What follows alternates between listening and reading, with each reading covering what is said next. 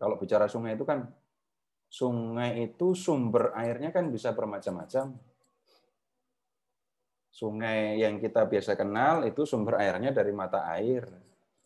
Tapi di tempat lain ada kan sungai yang sumbernya dari es yang mencair, gletser. Tapi ada juga sungai yang sumber airnya dari air hujan. Jadi sungai mengalir, ada airnya kalau hujan. Kita mengenalnya dengan istilah wadi. Nah, Sungai Kidron, nah itu sebenarnya sebuah lembah yang ada airnya kalau hujan saja. Bapak Ibu waktu pergi ke Yerusalem nggak nemu sungai ini kan? Karena ini sebenarnya merupakan satu lembah yang mengalirkan air kalau hujan. Letaknya di sebelah timur Yerusalem. Jadi taman yang kita lihat ini tadi adanya di sebelah timur Yerusalem. Yesus keluar kota Yerusalem, menuruni lembah Kidron, lalu habis itu naik ke sebuah bukit di sebelah timur Yordan. Bapak Ibu lihat, di dalam Injil Yohanes tidak disebutkan nama taman itu. Kita biasanya mengetahui bukit di sebelah timur Sungai Yordan itu, sebelah timur Yerusalem itu namanya Bukit Zaitun. Di Bukit Zaitun itu ada taman yang namanya Getsemani. Tapi di Injil Yohanes nama itu tidak muncul. Nah, kemudian lihat, ini Yesus dengan murid-muridnya. Minus Yudas ya. Yudas sudah pergi. Yudas yang mengkhianati Yesus tahu juga tempat itu karena Yesus sering berkumpul di situ dengan murid-muridnya. Maka datanglah Yudas juga ke situ dengan sepasukan prajurit dan penjaga-penjaga bait Allah yang disuruh oleh imam-imam kepala dan orang-orang Farisi. Kita sudah pernah memperhatikan ini kan, imam kepala dan orang Farisi. Yang juga kita lihat waktu Yesus menyembuhkan orang buta, waktu Yesus membangkitkan Lazarus, kelompok ini muncul. Nah, lanjut dulu, saya bacakan. Kita lihat dulu ceritanya ya. Lengkap dengan lentera, suluh, dan senjata. Maka Yesus, Bapak Ibu lihat, yang tahu semua yang akan menimpa dirinya, maju ke depan dan berkata kepada mereka, siapakah yang kamu cari? Jawab mereka, Yesus dari Nazaret. Katanya kepada mereka, akulah dia. Yudas yang mengkhianati dia berdiri juga di situ bersama-sama mereka. Ketika ia berkata kepada mereka, akulah dia, mundurlah mereka dan jatuh ke tanah. Maka ia bertanya pula, siapakah yang kamu cari? Kata mereka, Yesus dari Nazaret. Jawab Yesus, telah kukatakan kepadamu, akulah dia. Jika aku yang kamu cari, biarkanlah mereka ini pergi. Demikian hendaknya supaya genaplah firman yang telah dikatakannya, dari mereka yang kau serahkan kepadaku, tidak seorang pun yang kubiarkan binasa. Lalu Simon Petrus yang membawa pedang menghunus pedang itu, menetakkannya kepada hamba imam besar itu dan memutuskan telinga kanannya. Nama hamba itu Malkus. Kata Yesus kepada Petrus, sarungkan pedang. Bukankah aku harus minum cawan yang diberikan Bapa kepadaku?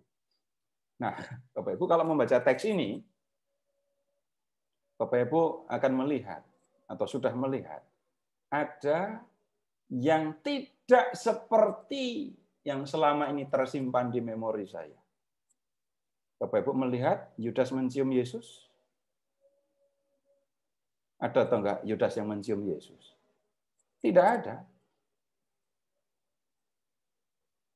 Perhatikan juga, adakah Yesus yang berdoa sampai keringatnya mengucur seperti darah. Ada atau enggak?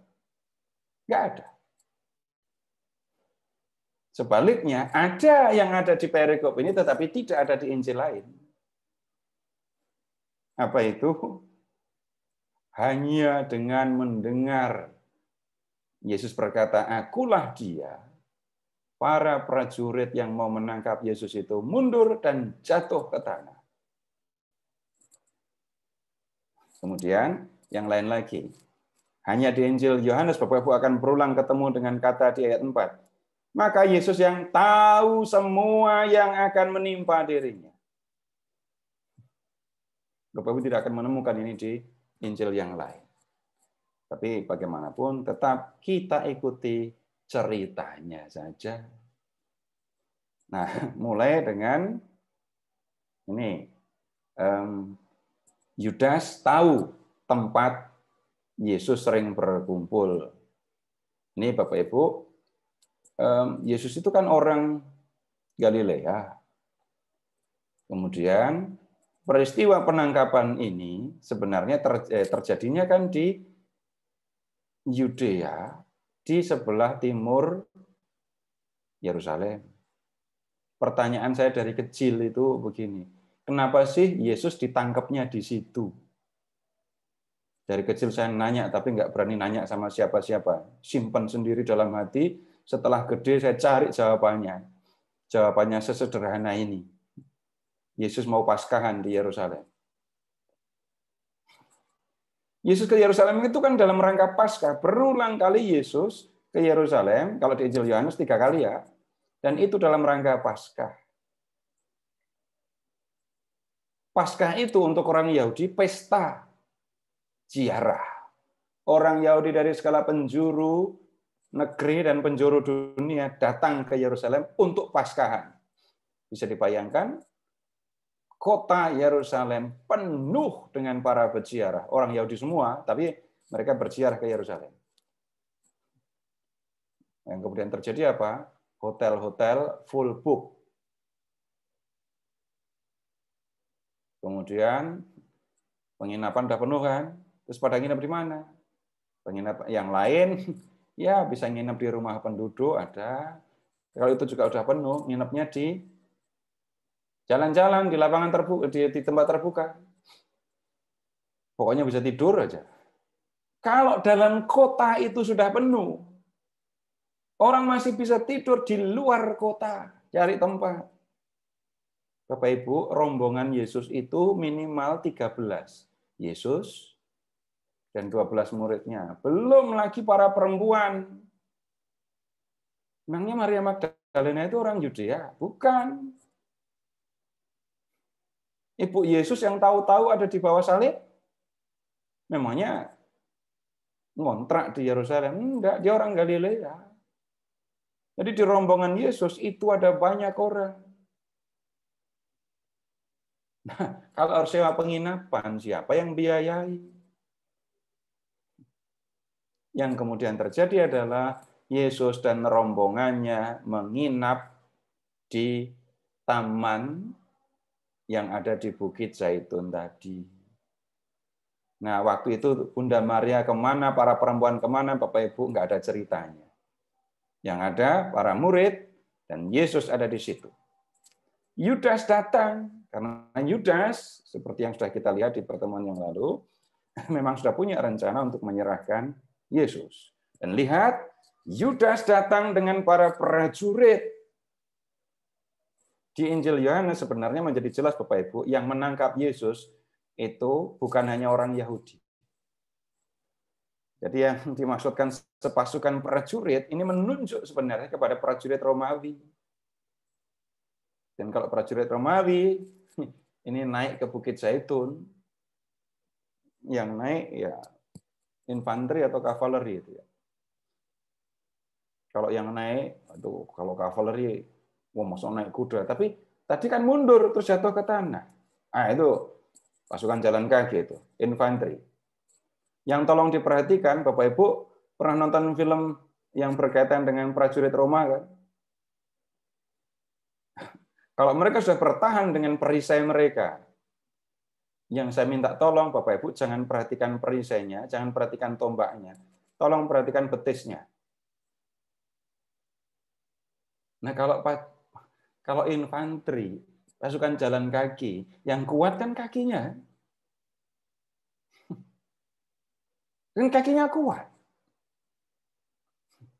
Nah, kemudian hanya dengan mendengar akulah dia diucapkan oleh Yesus.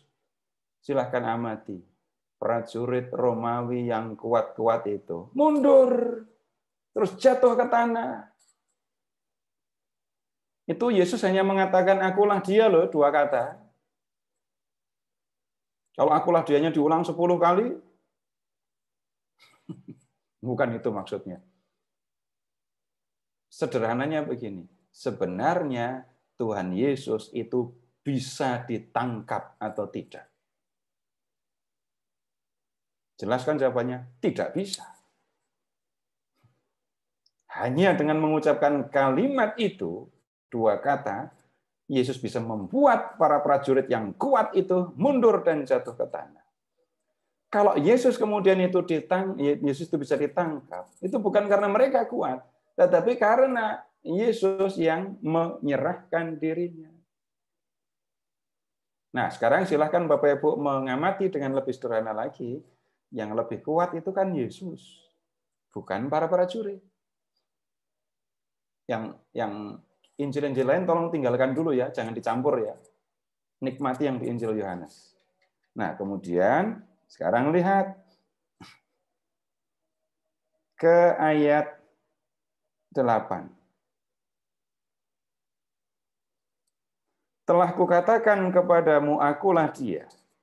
Jika aku yang kamu cari, biarkanlah mereka ini pergi. Amati, ini permohonan atau perintah. Kalau Yesus itu lebih kuat, bicara kepada prajurit yang bisa dibuat mundur dan jatuh tadi. Jelas kan artinya? Tuhan Yesus memohon? Bukan. Yesus yang memberi perintah ini. Dan lihat lagi ke ayat 4.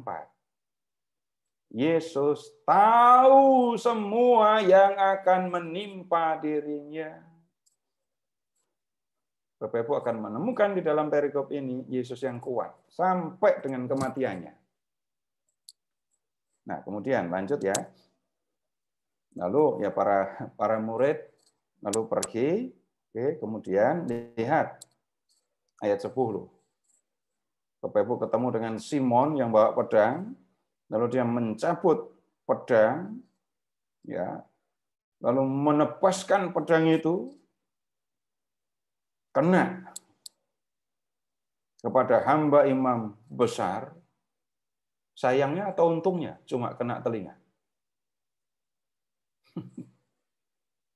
Sayang cuma kena telinga atau untung cuma kena telinga. Ya, tergantung niatnya kan. Nah, kemudian Bapak Ibu tolong amati ya. Hanya di Injil Yohanes Bapak Ibu ketemu sekaligus pelaku yang menebaskan pedang ini sekaligus korbannya yang bernama Malkus. Dan Bapak Ibu harus garis bawahi jangan sampai lupa. Malkus itu adalah hamba imam besar ya. Hamba imam besar, itu Malkus. Nah, kemudian Bapak Ibu lihat ke ayat 11 sekarang. Yesus bicara kepada Petrus, sarungkan pedangmu. Kalau di Injil Lukas, Yesus ngambil telinga itu lalu tempelin lagi. Itu Lukas. Bagi Lukas aneh soalnya. Yesus itu bisa membuat macam-macam mukjizat, ini ngelihat telinga jatuh kok dibiarin. Nggak bisa. Telinga diambil, dan telinga itu dipasang kembali, orang itu sembuh. Nah, kalau di Injil yang lain itu nggak diomongkan. Bukankah aku harus minum cawan yang diberikan Bapa kepadaku? Kalau di Injil lain, Bapak Ibu akan menemukan. Tidak ada yang mustahil bagimu, Bapa. biarlah piala ini berlalu daripadaku. Begitu kan? Coba dilanjutkan kalimatnya. Tetapi bukan kehendakku yang terjadi, melainkan kehendakmu. Jadi, Bapa menghendaki Yesus minum piala itu atau enggak sebenarnya?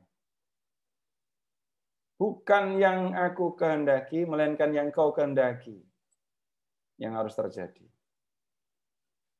Bapa ternyata menghendaki Yesus minum piala itu. Dan lihat sekarang, Yohanes itu menghilangkan ya unsur-unsur yang membuat Yesus tampak lemah. Jadi, Yesus menegur Petrus. Terus, sarungkan pedang. Ngertikan kamu? Aku harus minum piala yang diberikan Bapa kepadaku. Aku harus menanggung penderitaan ini. Dan ingat, tadi aku udah ngomong banyak kepada kamu. Anak manusia harus ditinggikan, itu untuk membuktikan kasih Allah dan seterusnya. Kalau sampai Petrus mengambil pedang dan melakukan perlawanan karena nggak terima calon rajanya, orang yang dianggap sebagai Mesias ditangkap, itu sebenarnya tanda bahwa Petrus tidak mengerti apa yang harusnya terjadi. Baik, kita lanjut. 12. Maka pasukan prajurit serta perwiranya dan penjaga-penjaga yang disuruh orang Yahudi yaitu menangkap Yesus dan membelenggu dia. Dan sekali lagi Yesus membiarkan diri ditangkap ya. Lalu mereka membawanya mula-mula kepada Hanas.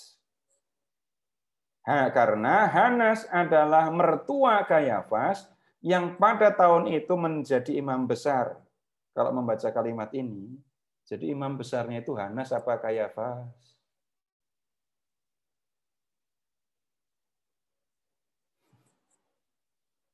Kayafas itu imam besarnya. Hanas itu mertua Kayafas, pensiunan imam besar. Jadi imam besar, imam yang sudah tidak menjabat lagi sebagai imam besar, kemudian dia digantikan oleh menantunya ini yang bernama Kayafas ini. Tetapi ya, biarpun de jure Kayafas memegang jabatan imam besar, de facto Hanas masih dihormati. Jadi Hanas masih dalam prakteknya diakui kewibawaannya sebagai imam besar. Gitu. Jadi Yesus dibawa menghadap imam besar untuk diadili. Nah kemudian dikasih peringatan Bapak Ibu di ayat 14. Dan Kayafaslah yang telah menasihati orang-orang Yahudi adalah lebih berguna jika satu orang mati untuk seluruh bangsa. Itu dikatakan waktu, masih ingat nggak? Mereka berdiskusi setelah Yesus membangkitkan Lazarus itu. Ya. Bapak Ibu bisa melihatnya lagi di bab 11 ayat 49 dan 50. Tetapi seorang di antara mereka yaitu Kayafas, imam besar pada tahun itu, berkata kepada mereka, kamu tidak tahu apa-apa dan kamu tidak insaf, bahwa lebih berguna bagimu jika satu orang mati untuk bangsa kita daripada seluruh bangsa kita ini binasa. Dan penulis Injil Yohanes mengatakan, ini imam besar sedang bernubuat, itu yang diomongkan bukan kata-katanya sendiri. Baik, lanjut sekarang. Kita diajak untuk memperhatikan Petrus sekarang. Bab 18 ayat 15. Simon Petrus dan seorang murid lain mengikuti Yesus. Murid itu mengenal imam besar dan ia masuk bersama-sama dengan Yesus ke halaman istana imam besar. Bapak Ibu bisa lihat, tidak ada rasa takut. Kalau di Injil lain, Bapak Ibu akan menemukan para murid lari, Petrus ngikuti dari jauh. Tapi yang ini, murid yang dikasih Yesus bersama dengan Petrus, datang mengikuti Yesus sampai ke mana ini tadi? Halaman istana imam besar. Hanya saja, Murid yang dikasih itu yang keluar masuk. Kita masih ingat kan? Murid yang dikasih itu sama dengan Yohanes. Yohanes itu kan nelayan Galilea, tapi di sini diberi keterangan Yohanes itu mengenal imam besar. Ada yang meragukan macam-macam hal di sini. Oh, berarti Yohanes itu bukan nelayan. Murid yang dikasih itu bukan Yohanes, tapi orang lain, dan seterusnya.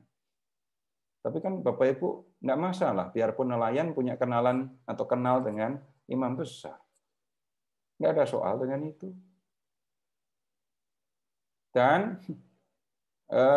Bapak Ibu juga bisa mengingat, biarpun Yakobus dan Yohanes itu nelayan, di tempat lain dikatakan punya orang upahan.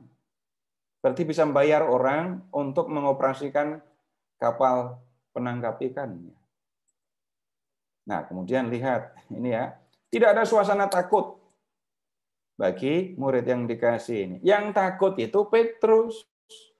Bukan takut mau ditangkap loh ya. Bukan takut mau ditangkap. Coba lihat sekarang ayat 16. Tetapi Petrus tinggal di luar dekat pintu. Di luar Petrusnya. Maka murid lain tadi yang mengenal imam besar kembali keluar, bercakap-cakap dengan perempuan penjaga pintu, lalu membawa Petrus masuk. Loh, enggak masalah. Maka kata hamba perempuan penjaga pintu kepada Petrus, bukankah engkau juga murid orang itu? Jawab Petrus, bukan. Sementara itu hamba-hamba dan penjaga-penjaga bait Allah telah memasang api arang sebab hawa dingin waktu itu. Dan mereka berdiri berdiam di situ. Juga Petrus berdiri berdiam bersama-sama dengan mereka. Ngapain Petrus ikut-ikutan di situ? Jangan-jangan juga nggak tahan aja dengan dinginnya malam itu. Ikut memanaskan badan gitu ya. Nah, tunggu dulu, cerita Petrus masih akan dilanjutkan. Lalu sekarang Bapak Ibu, kita masuk ke rumah imam besar tempat Yesus diadili. Ayat 19. Maka mulailah imam besar menanyai Yesus tentang murid-muridnya dan tentang ajarannya. Pertanyaannya seperti apa tidak diceritakan Bapak Ibu ya. Hanya disampaikan, imam besar bertanya kepada Yesus tentang murid-muridnya, tentang apa yang disampaikan kepada orang banyak. Nah, kemudian Yesus menjawab. Pertanyaannya menyangkut dua hal, lalu Yesus menjawab ayat 20. Aku berbicara terus terang kepada dunia. Aku selalu mengajar di rumah-rumah ibadat dan di bait Allah, tempat semua orang Yahudi berkumpul. Aku tidak pernah berbicara sembunyi-sembunyi. Mengapakah engkau menanyai aku? Tanyailah mereka yang telah mendengar apa yang kukatakan kepada mereka. Sungguh, mereka tahu apa yang telah kukatakan. Dengan memperhatikan isinya, Bapak Ibu tolong amati. Yesus itu ngomongnya takut atau berani. Perhatikan kata-katanya ya. Kemudian, kalau memakai imajinasi yang lebih masuk akal, ini Yesus ngomongnya dengan kepala tertunduk atau dengan kepala tegak. Perhatikan isinya. Aku itu loh kalau ngajar nggak diem-diem. Aku kalau ngajar di depan orang banyak orang dengerin aku. Kalau kamu mau tahu isi ajaranku, jangan tanya aku sebenarnya. Tanya sama mereka yang mendengarkan aku. Mereka bisa cerita apa yang sudah aku ajarkan kepada mereka. Bukti kalau Tuhan Yesus ngomongnya itu berani dan dengan kepala tegak, lihat kalimat berikutnya. Ketika ia mengatakan hal itu, seorang penjaga yang berdiri di situ menampar mukanya sambil berkata, begitukah jawabmu kepada imam besar? Penjaga ini jengkel. Yesus bicaranya dianggap nggak sopan. Jadi sambil ngomongnya kencang itu terus nampar. Dan setelah Yesus ditampar, terus Tuhan bilang, tolong dong tampar pipi yang sebelah, gitu. Enggak. Yesus bilang apa? Ayat 23. Jikalau kataku itu salah, tunjukkanlah salahnya. Tetapi jikalau kataku itu benar, mengapa kamu menampar aku? Ini ngomongnya tertunduk, malu, takut? Enggak. Enggak ada takutnya. Ditampar, bisa kebayangkan Yesus ngomongnya sambil ngeliatin orang yang menampar dia itu. Dan Bapak Ibu tolong amati tangan orang yang nampar itu. Ini tangan pengawal loh ya. Ini tangannya pasti gede. Pengawal kecil ya, nggak cocok. Nah, kemudian Yesus minta, omonganku itu salah kah? Coba kalau salah tunjukkan salahnya mana. Ya kan benar, aku ngajar di depan orang banyak. Mereka dengar kata-kataku. Kalau ada yang salah, kalau kamu pengen tahu apa yang aku ajarkan, tanya sama mereka. Dan lihat, aku ngajar di Bait Allah loh. Dan Kayafas itu kan tinggalnya nggak jauh dari Bait Allah. Memang tidak bisa diketahui di sebelah mana persisnya ya. Tapi nggak akan jauh dari situ. Nah, kemudian lihat, tidak ada putusannya, tidak disebutkan putusannya ya. Tapi nanti Bapak Ibu akan menemukan waktu di rumah Hanas ini atau di rumah Kayafas ada putusan apa, Bapak Ibu nanti akan bisa lihat, tapi sementara tidak diceritakan. Maka Hanas mengirim dia terbelenggu kepada Kayafas, imam besar itu. Apa yang terjadi di rumah Kayafas? Nah, tidak diceritakan. Simon Petrus masih berdiam. Kata orang-orang di situ kepadanya, bukankah engkau juga seorang muridnya? Ia menyangkalnya, katanya, bukan. Menyangkal itu sama artinya sebenarnya apa? Tidak mengakui jati dirinya sebagai seorang pengikut Yesus. Petrus itu murid Yesus. Tapi malam ini Petrus mengatakan, aku bukan murid Yesus. Pertanyaannya kan, kenapa kok Petrus sampai menyangkal? Tunggu dulu. Nah, berikutnya. Tolong lihat, ingat lagi sebelum kelewatan. Tolong ke 18 ayat 10.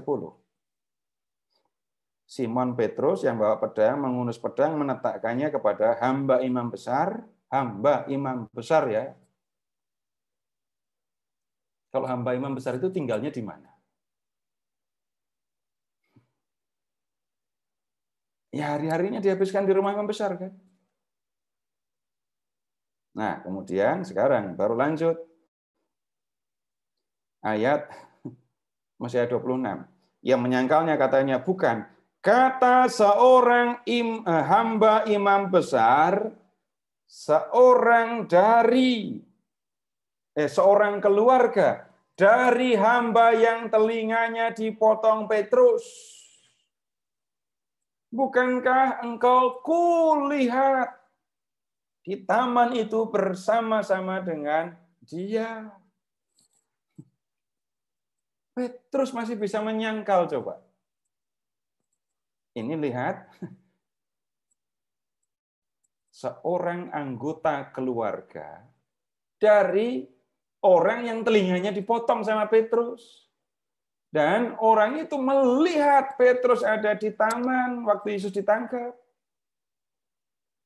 Kok bisa Petrus itu ngomong, bukan, aku bukan murid Yesus. Aku tidak ada di sana waktu Yesus ditangkap. Udah ngaco omongnya. Cuma mengatakan bukan, tapi ya, lihat kalimatnya. Bukankah engkau kulihat di taman itu bersama-sama dengan dia? Maka Petrus menyangkalnya. Petrus mengatakan, aku tidak bersama dengan dia di taman. Yang engkau lihat malam itu bukan aku. Itu menyangkalnya begitu. Nah sekarang Bapak Ibu tolong amati yang ngomong belakangan ini tadi. Ya. Sebenarnya Petrus nggak bisa menyangkal lagi kan. Kenapa? Yang ngomong itu saudara dari Malkus.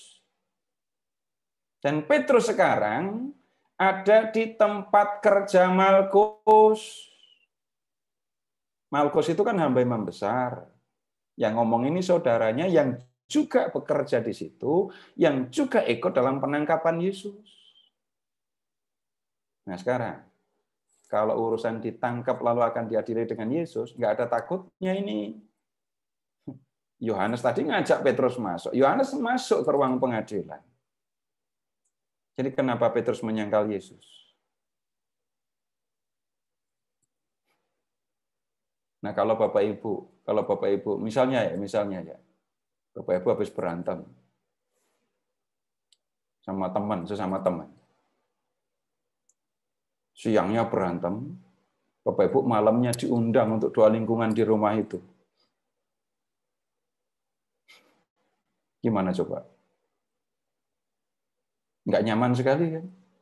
Malam itu Petrus memotong telinga Malkus. Sekarang Petrus nyusul ikut Yesus ke tempat kerja Malkus.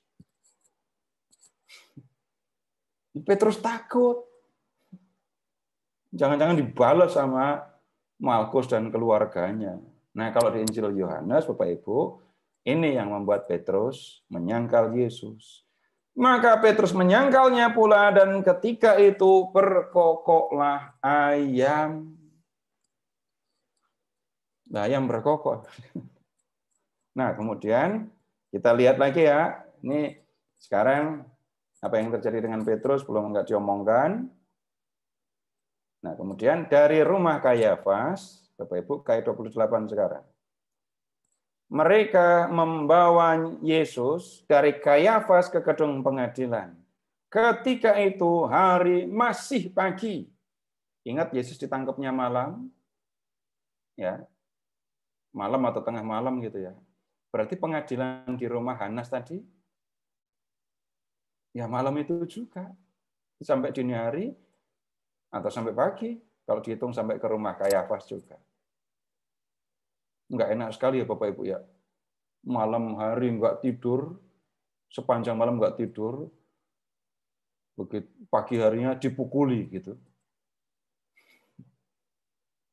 Ini situasi yang kalau ngomongin fisik, ini situasi yang berat ini. Semalam diadili, nah kemudian pagi dibawa ke gedung pengadilan, dihadapkan ke penguasa Romawi. Mereka sendiri tidak masuk ke gedung pengadilan itu supaya jangan menajiskan diri sebab mereka hendak makan Paskah. Jadi pagi hari tadi Yesus dibawa ke pengadilan. Sorenya itu Paskah. Dan orang Yahudi ya sekali lagi merayakan atau menghitung hari mulai dari terbitnya bulan. Nah, karena nanti sore mau merayakan Paskah, mau makan jamuan Paskah, ingat lagi ya, berarti Yesus wafatnya bukan setelah Paskah, kalau di Injil Yohanes, tapi pas Paskah.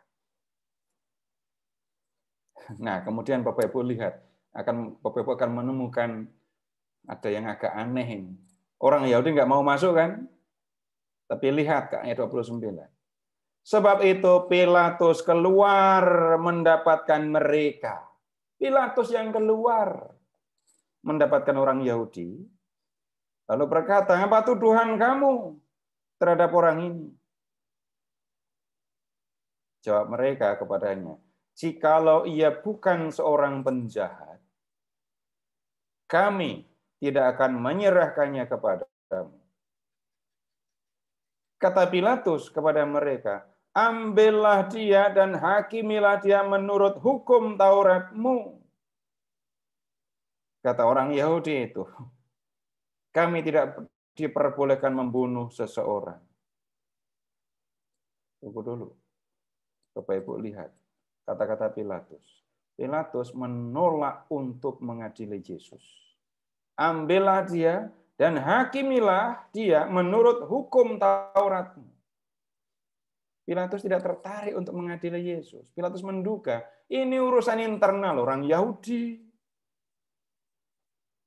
Dan Bapak Ibu ingat kembali ya, mereka mau membunuh Yesus karena takut pengaruh Yesus. Setelah Yesus membangkitkan Lazarus ya. Mereka mau menyingkirkan Yesus. Tetapi mereka mau menyingkirkannya rupanya dengan cara yang legal gitu ya. Pembunuhan tapi legal. Setelah mengadili Yesus, nggak diceritakan isinya tadi ya. Kemudian mereka membawa Yesus kepada Pilatus supaya Pilatus mengadili Yesus dan menjatuhkan hukuman mati kepada Yesus. Nah, kemudian Bapak Ibu lihat sekarang ke ayat 33. Maka kembalilah Petrus ke dalam gedung pengadilan. Lalu memanggil Yesus dan bertanya kepadanya, engkau inikah raja orang Yahudi? Bapak Ibu, orang Yahudi di luar. Yesus ada di dalam gedung pengadilan. Lalu lihat, Pilatus masuk ke dalam gedung, lalu bertanya kepada Yesus. Pertanyaannya, engkau inikah raja orang Yahudi? Kalau Pilatus bisa ngomong begini, kalau Pilatus bisa ngomong begini, kan nggak mungkin tiba-tiba bicara. Lalu kita sebenarnya tahu, orang Yahudi menuduh Yesus bertindak sebagai raja orang Yahudi. Sebenarnya kan mereka mau membunuh Yesus karena membangkitkan Lazarus kan. Tapi di sini digeser. Yesus dibawa ke Pilatus dengan tuduhan, orang ini sudah mengaku sebagai raja orang Yahudi. Harapannya Pilatus tertarik. Kenapa? Pilatus itu perwakilan penguasa Romawi di Palestina, di Yudea. Adanya raja Yahudi itu sama dengan adanya pemberontakan. Raja orang Yahudi ini akan mengerahkan orang Yahudi lalu melakukan perlawanan pemberontakan terhadap kaisar. Pilatus sebagai perwakilan penguasa Yahudi Romawi diharapkan tertarik untuk ngurus Yesus. Tapi Pilatus nggak begitu tertarik sebenarnya. Pilatus bilang, engkau inikah raja orang Yahudi? Lalu Yesus jawab apa di ayat 34? Apakah engkau katakan hal itu dari hatimu sendiri? Atau adakah orang lain yang mengatakannya kepadamu tentang aku? Pilatus jawab, apakah aku seorang Yahudi? Bangsamu sendiri dan imam-imam kepala yang telah menyerahkan engkau kepadaku. Yesus dibawa kepada Pilatus dan dituduh. Orang ini ngaku sebagai raja. Apakah yang telah engkau perbuat? Jawab Yesus, kerajaanku bukan dari dunia ini. Jika kerajaanku dari dunia ini, pasti hamba-hambaku telah melawan, supaya aku jangan diserahkan kepada orang Yahudi, akan tetapi kerajaanku bukan dari dunia ini. Kata Pilatus, jadi engkau adalah raja. Yesus jawab, engkau mengatakan bahwa aku adalah raja. Untuk itulah aku hadir, aku lahir, dan untuk itulah aku datang ke dalam dunia supaya aku memberi kesaksian tentang kebenaran. Setiap orang yang berasal dari kebenaran mendengar suara. Kata Pilatus kepadanya, apakah kebenaran itu?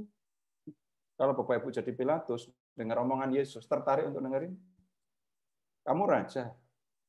Iya, kerajaanku bukan dari dunia.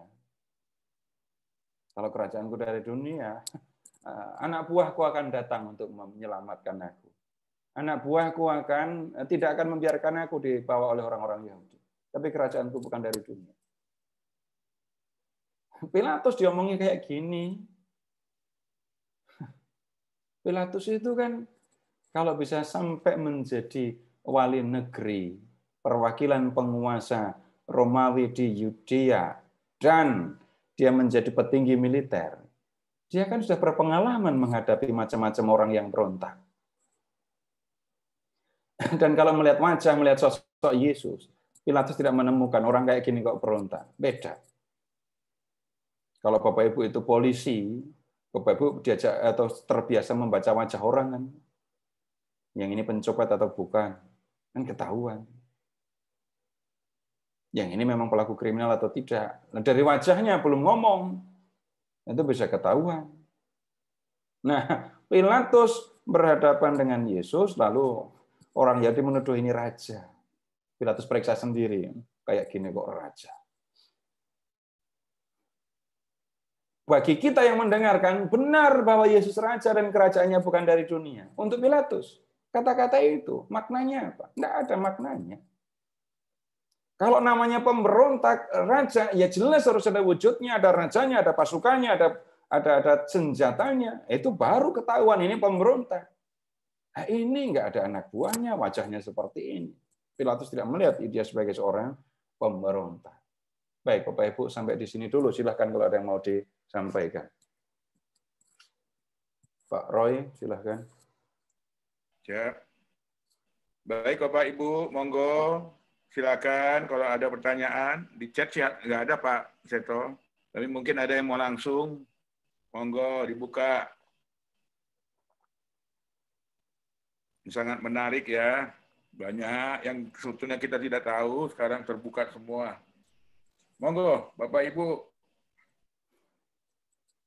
Pak Roy, jangan malu-malu. Saya Bu Rini, monggo, Pak Roy. Silakan.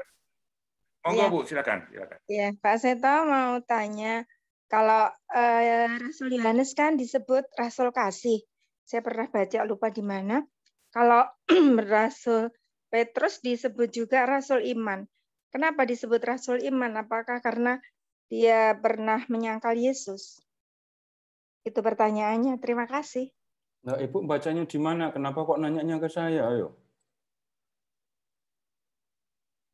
Makanya saya tanya, karena sewaktu saya baca itu saya nggak ngerti kenapa disebut Rasul Iman, Rasul Petrus. Saya lupa karena saking banyaknya yang dibaca.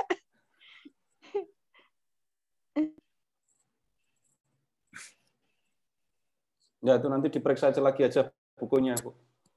Oh gitu ya. Nah, iya, bener. Nanti. Tapi benar nggak? Maksudnya Rasul Petrus itu apabila disebut Rasul Iman, kenapa kok disebut Rasul Iman gitu? Nah, jadi itu. Saya juga bisa menyebut Petrus dengan sebutan lain. Tapi untuk menyebut Petrus dengan sebutan A atau B, mau Rasul Iman, mau Rasul Penyangkal, nah, ada penjelasannya kan? Iya. Nah, kemudian mungkin ceritanya ini belum selesai, Bu. Mungkin minggu depan mungkin akan kejawab. Nggak mungkin dong disebut Rasul Iman karena menyangkal. Iya. Ya gitu aja sih. Terima Nanti kasih. minggu depan semoga kejawab. Jadi jangan lewatkan pertemuan minggu depan. Ya, ya baik. Terima kasih Pak Seto. Ya, ada nanti di pas kisah kebangkitan, Bu. Monggo, Pak Ibu, Bu Rini, minggu depan harus masuk ya. Harus ikut lagi. Wah, ini kayaknya semua sudah mengerti ini.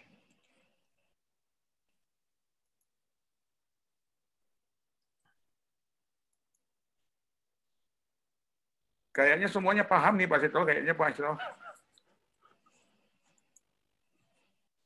Iya. Tuh senyum-senyum semua. Ini berarti paham betul ini. Mana senyumnya? Senyum-senyum cuma berapa orang yang lain nggak kelihatan senyumnya. Ya. Pakai mata batin. Mata batin ya. Tapi mata batin saya rabun. Ada kacamata batin nggak, Pak? Ya, kita lanjutkan kalau tidak ada yang bertanya. Tetapi ya, kalau ada yang perlu disampaikan, silahkan disampaikan saja ya. Nanti saya ada kesempatan lagi. Pak, saya aja, Pak. Aduh, ya deh. Kenapa? Saya mau nanya, boleh, Pak? Tergantung isi pertanyaan. Boleh.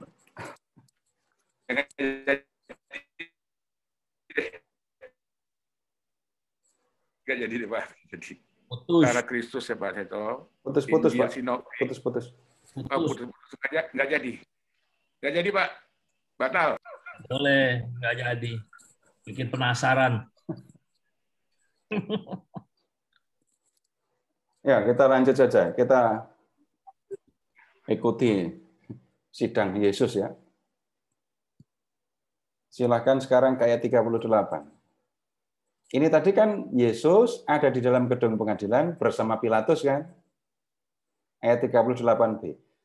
Sesudah mengatakan demikian, keluarlah Pilatus lagi mendapatkan orang-orang Yahudi dan berkata kepada mereka, "Aku tidak mendapati kesalahan apapun padanya. Kamu menuduh orang ini raja orang Yahudi. Kamu menuduh orang ini mengaku sebagai raja orang Yahudi. Aku sudah memeriksanya. Dan ketika aku memeriksa orang ini, aku tidak melihat gejala atau hal-hal yang menunjukkan bahwa dia adalah seorang pemberontak. Kalau seorang yang memang memberontak dihadapkan kepada gini.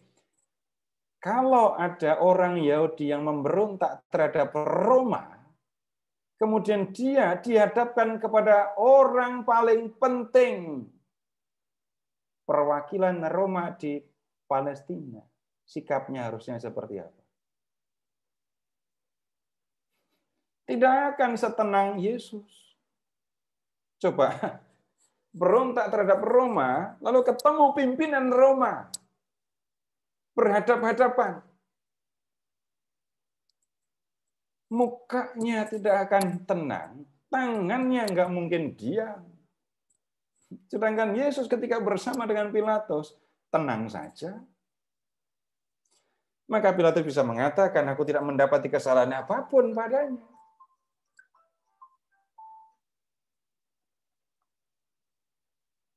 Jadi Pilatus tidak menemukan ada yang salah dalam diri Yesus. Dan kemudian lihat, tetapi pada kamu ada kebiasaan bahwa pada Paskah aku membebaskan seorang bagimu.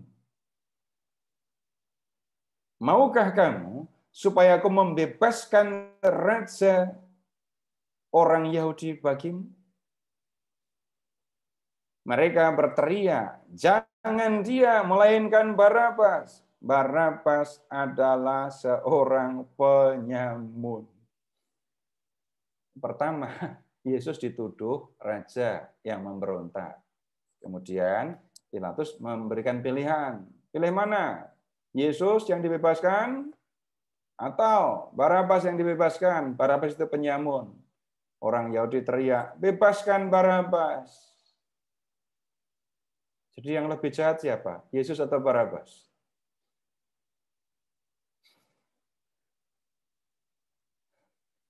Yesus lebih jahat daripada, lebih berbahaya daripada Barabas. Padahal Barabas itu penyamun. Orang Yahudi mau memberi kesan kepada Pilatus bahwa Yesus adalah orang yang berbahaya, lebih berbahaya daripada Barabas yang adalah seorang penyamun. Nah, Pilatus ayat 19 mengambil Yesus dan menyuruh orang menyesah dia. Prajurit-prajurit menganyam sebuah mahkota duri dan menaruhnya di atas kepalanya. Mereka memakaikan dia jubah ungu dan sambil maju ke depan mereka berkata, "Salam, hai raja orang Yahudi." Lalu mereka menampar mukanya. Untung nggak kena duri di kepalanya. Yo, coba prajurit menampar Yesus, tapi salah. Lalu kena duri. Nah, sekarang tolong lihat gini ya. Pilatus itu mau membuat orang Yahudi senang. Mereka sudah minta, bebaskan Barabas. Barabas ini yang senang sekali. Lalu Pilatus mengambil sikap begini. Yesus disesah, Yesus dicambuk. Yesus dikasih mahkota di kepala, tapi dibuat dari duri. Yesus disuruh duduk, dipakai jubah ungu, bajunya prajurit itu sebenarnya ya. Kemudian mereka mengejek, memperolok Yesus, memperlakukan Yesus seperti seorang raja gitu ya. Dan lihat, pakai jubah ungu, lalu lihat para prajurit maju menghadap Yesus, ngasih salam, habis itu nampar. Ini kan penghinaan. Tujuannya apa? Pilatus tidak melihat Yesus bersalah. Sebaliknya, Pilatus melihat tidak ada yang salah dalam diri Yesus.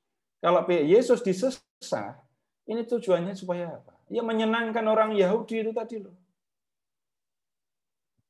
Orang Yahudi menyerahkan Yesus kepada Pilatus supaya Pilatus menghukum dia.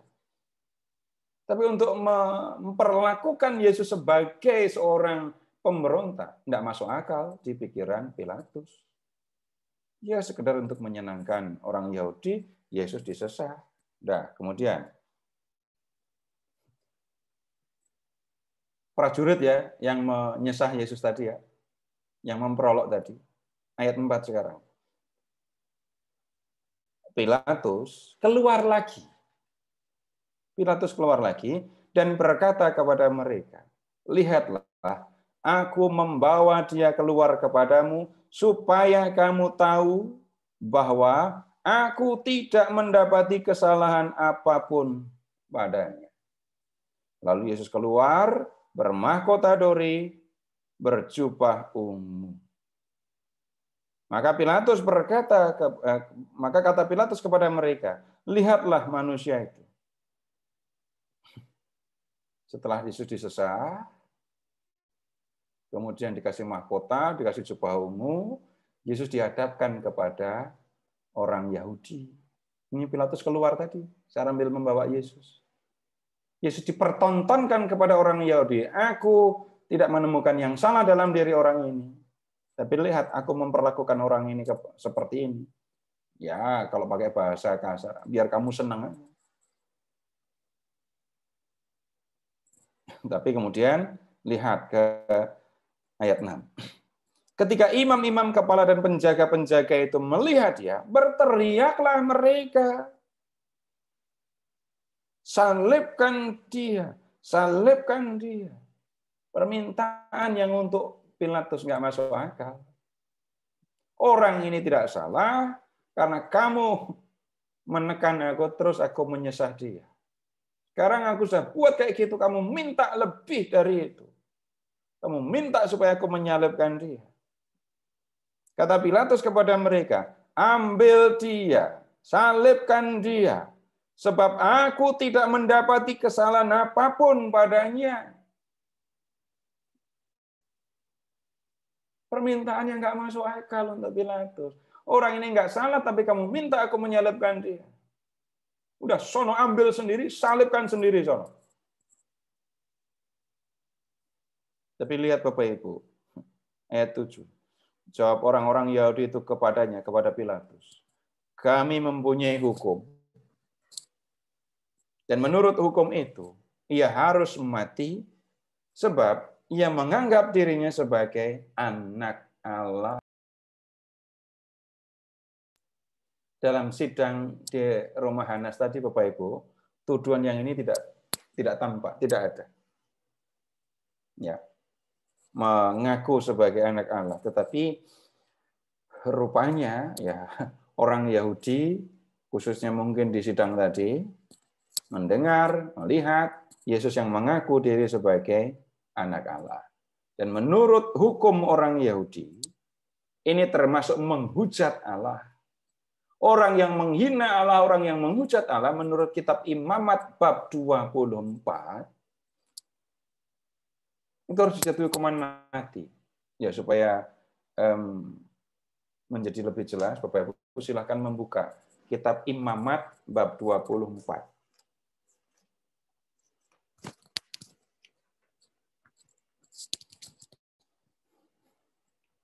Imamat 24 Bapak Ibu bisa lihat di ayat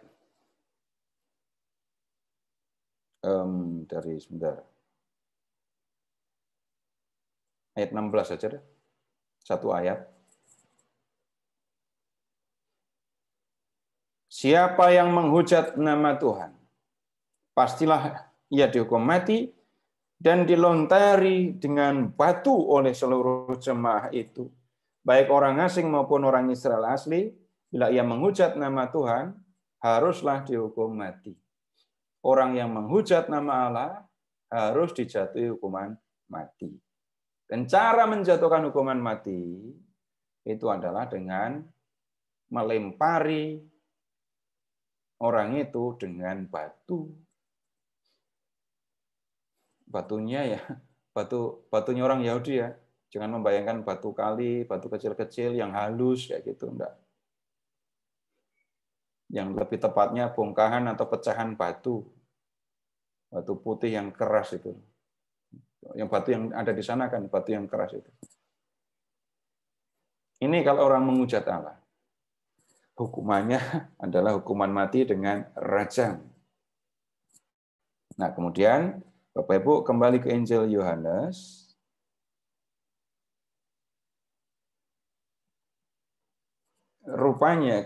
Rupanya para pemuka Yahudi waktu itu tidak diberi apa menyebutnya ya, kuasa untuk menjatuhkan hukuman gitu, mengeksekusi. Bapak Ibu silakan ke 18 ayat 31.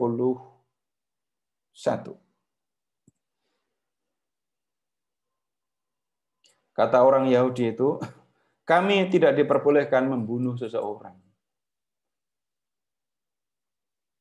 Rupanya para pemuka Yahudi, mahkamah agama Yahudi, itu ya, tidak punya wewenang karena pengaruh kuasa Roma ya, untuk mengeksekusi. Kalau Yesus dituduh menghujat Allah, mengaku sebagai anak Allah itu kan ngejek. Itu kan hinaan kepada Allah.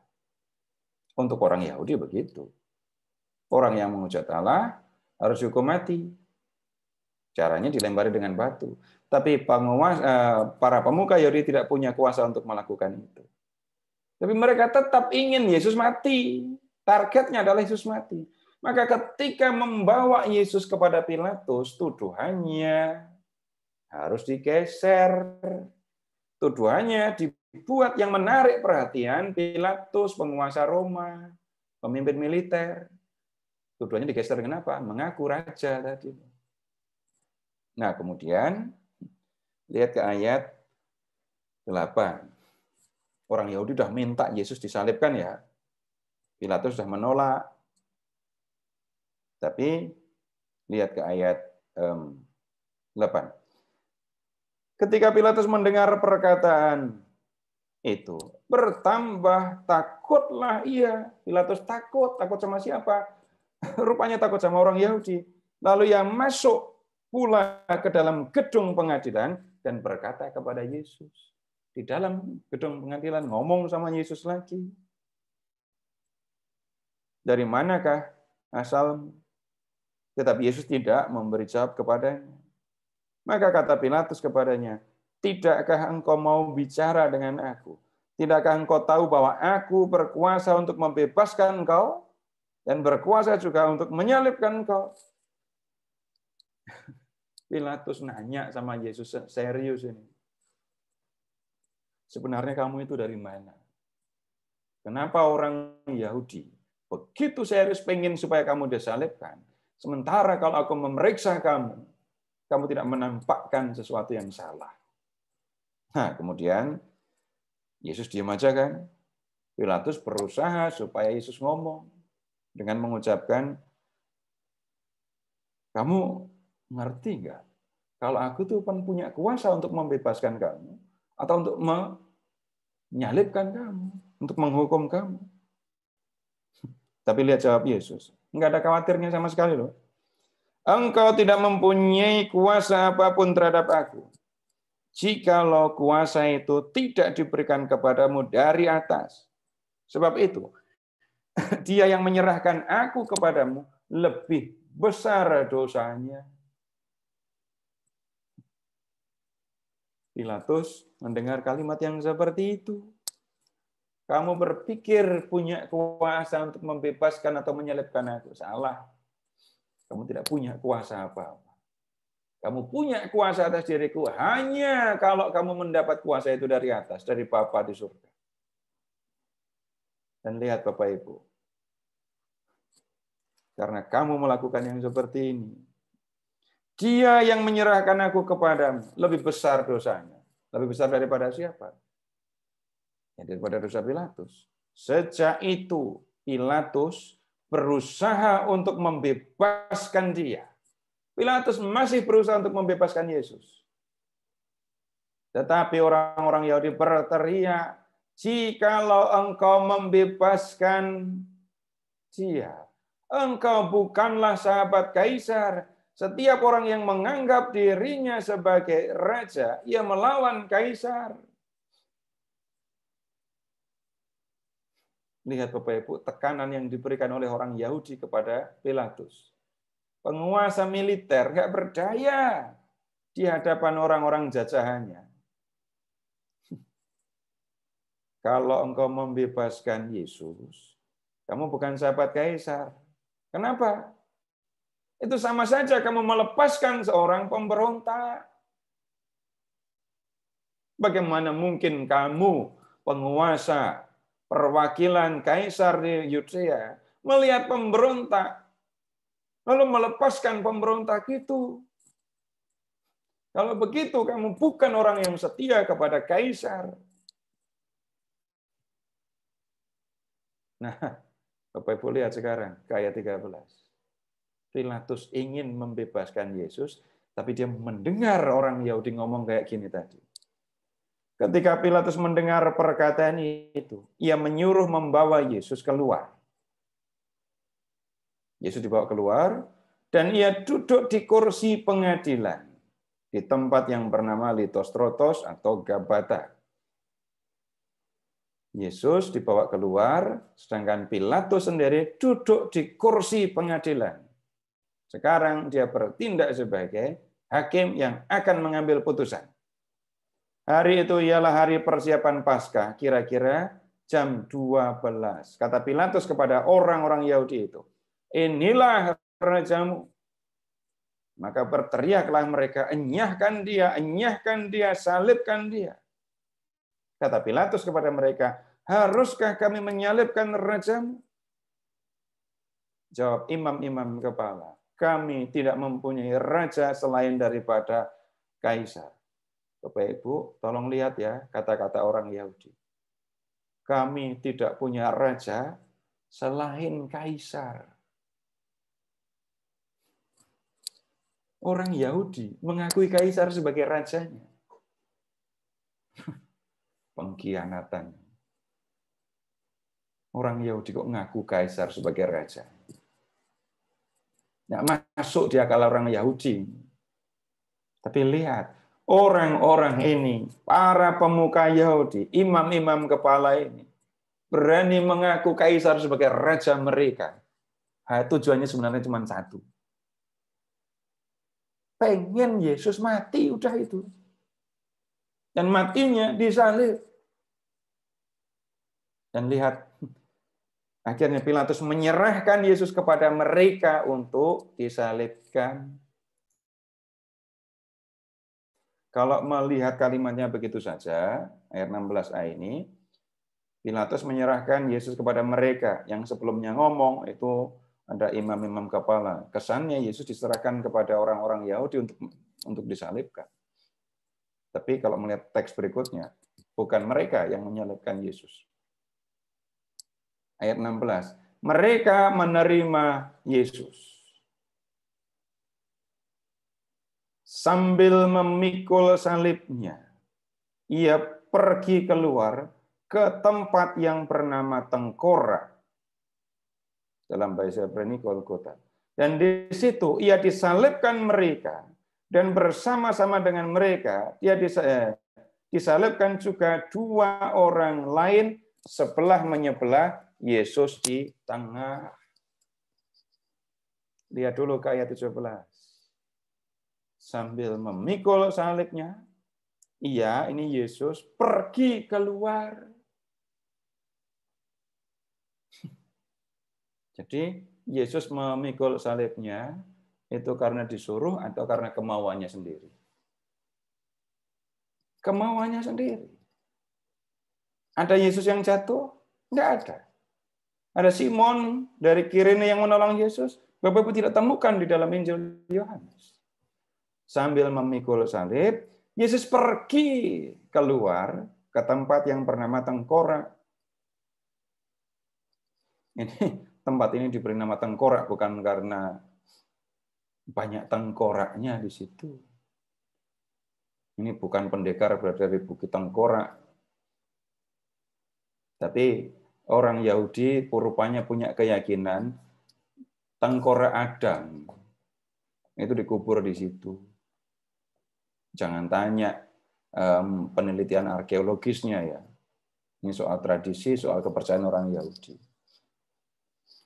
Jadi Yesus disalibkan di situ. Letaknya di luar kota Yerusalem ya. Di luar tembok kota.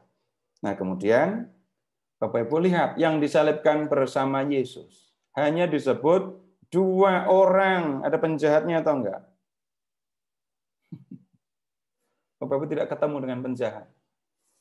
Hanya 2 orang disalibkan bersama dengan Yesus. Nah, kemudian lihat ayat 19.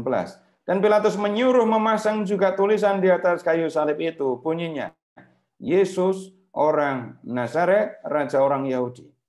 Banyak orang Yahudi membaca tulisan itu, sebab tempat di mana Yesus disalibkan letaknya dekat kota. Dan kata-kata itu tertulis dalam bahasa Ibrani, Latin, Yunani. Maka kata imam-imam kepala orang Yahudi kepada Pilatus, jangan engkau menulis raja orang Yahudi, tetapi bahwa ia mengatakan, aku adalah raja orang Yahudi. Jawab Pilatus, apa yang kutulis tetap tertulis. Jawabnya keren kalau dibahasakan. Jangan-jangan jawabnya udah ditulis, males suruh ganti. Gitu ya. Dan Bapak Ibu sekarang lihat lagi. Salib itu sebenarnya model penghukuman yang dilakukan oleh penguasa Romawi, ya bukan hanya di Palestina. Di Roma pun dilakukan, dan hukuman ini memberikan efek teror sebenarnya. Memberikan efek membuat orang lain takut. Di tahun berapa Bapak Ibu menonton film Spartacus? Pemberontakan para budak. Para budak yang memberontak lalu ditangkap dan setelah pemberontakan ditumpas. Itu disalibkan di sepanjang jalan menuju ke Roma. Dan kemudian tuduhan mengapa orang ini disalib, dibuatkan tulisannya, lalu tulisannya ditaruh di atas kepala orang yang disalibkan. Misalnya, pemberontak. Nah, itu sama dengan mengatakan, kalau kamu memberontak, kamu akan mengalami nasib kayak orang ini. Dan biasanya, orang yang disalibkan itu, ya mayatnya dibiarkan tergantung di salib sampai habis jadi tulang, rontok, jatuh, atau ya sampai habis dimakan binatang pemakan bangkai itu. Jadi efek terornya di situ. Jenazah dibiarkan tergantung dan perhatikan tulisannya. Kalau kamu melakukan kejahatan seperti yang dituduhkan dan tertulis di atas salib ini, maka ingat, kamu akan mengalami nasib seperti ini. Jadi hukuman punya nilai ganda gitu ya. Yang pertama menyingkirkan penjahat, orang yang jahat dengan menyiksanya sampai mati. Yang kedua, untuk yang masih hidup, ini peringatan, jangan pernah melawan Roma. Melawan Roma sama dengan salib. Mati kamu. Nah, kemudian lihat tulisannya, nggak tanggung-tanggung. 3 bahasa sekaligus. 3 bahasa. Bahasa Ibrani, Latin, Yunani. Pertanyaannya sederhana. Yesus itu disalibkan di tempat sepi atau di tempat ramai?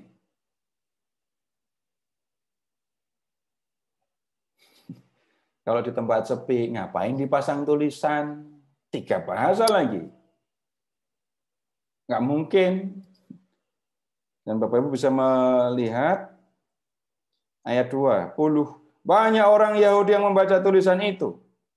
Sebab tempat di mana Yesus disalibkan letaknya dekat kota. Dan kata-kata itu tertulis dalam bahasa Ibrani, Latin, Yunani. Dan ingat, ini menjelang Paskah. Ramai sekali ini. Jadi efek terornya akan sangat berasa. Nah, kemudian orang Yahudi protes. Tuduhan mengapa Yesus salib itu adalah, lihat, Yesus orang Nazaret, raja orang Yahudi. Untuk orang Yahudi, kalimat ini dianggap sebuah pembenaran. Benar, Yesus itu raja orang Yahudi. Maka mereka mengajukan koreksi. Tolong tulisannya diedit. Ganti. Ganti apa? Ia mengatakan, orang ini berkata, aku adalah raja orang Yahudi. Jadi supaya kelihatan, ini Yesus yang mengaku diri, ngaku-ngaku sebagai raja.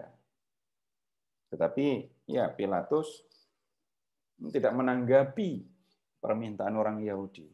Dan Bapak Ibu lihat ya, jawaban Pilatus, kata-kata Yesus di depan Pilatus, itu sungguh sebenarnya menunjukkan siapa Yesus yang sebenarnya. Dan menunjukkan Yesus bukan kepada Pilatus, tapi kepada yang baca. Kepada yang membaca cerita atau kisah penyaliban ini. Yohanes menunjukkan. Perhatikan kata-kata Yesus, kata-kata Pilatus. Misalnya, kembali ke bab 18, ayat 33. Engkau inikah raja orang Yahudi?